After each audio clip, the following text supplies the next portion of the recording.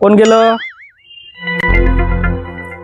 बोला जी. अहो मी काय म्हणत होते, आपण बांधकाम कामगार योजनेचा फॉर्म भरून घेऊ का? इंटरनेट ऑनलाईन सेतूवाल्यासोबत सेटिंग करून घेतो. त्याला थोडी माहीत तुमच्या 50,000 पगार आहे म्हणून. त्याला सांगेन की मी कामाला जातो म्हणून चुपचाप, आणि मी फॉर्म भरून घेईन. तुम्ही सांगा. अहो भैताड बाये, तुले थोडंसं समजते का नाही समजत? भैताडे, एक नंबरची भैताड. अबे कामगार पेटी योजना कोणासाठी आहे? जे बिचारे गरीब लोक उन्हामध्ये उन्हातानामध्ये सिमेंट रेतीचा काम करतात, बिचारे दिवसभर उन्हात राहतात 400 रुपये रोजीसाठी, त्यांच्यासाठी आहे.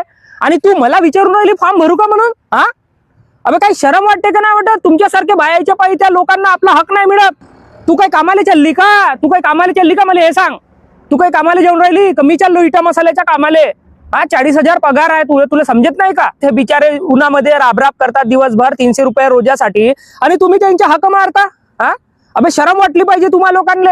आणि दुबारा मला असा फोन नाही करायचा. मी सांगत आहो की फॉर्म भरू का हे भरू का. अबे ते गरिबांसाठी आहे बे, त्यांच्यासाठी तरी थोडं सोडा तुम्ही. हा, आणि तू मला विचारून राहिली फॉर्म भरू का? मित्रांनो, मी तर माझ्या वाईफला समजवलं, पण तुम्ही पण समजवा मित्रांनो की ते गरिबाच्या हक्काचे आहे.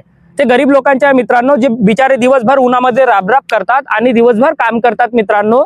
आणि आपले चांगले लोक काय करतात, सेटिंग करतात कोणा नेट कॅफेवाल्यासोबत या कोणासोबतही, आणि तो फॉर्म वगैरे भरून घेतात. असं नको करा मित्रांनो, कारण की गरिबाचा हक्क त्यांना मिळू द्या.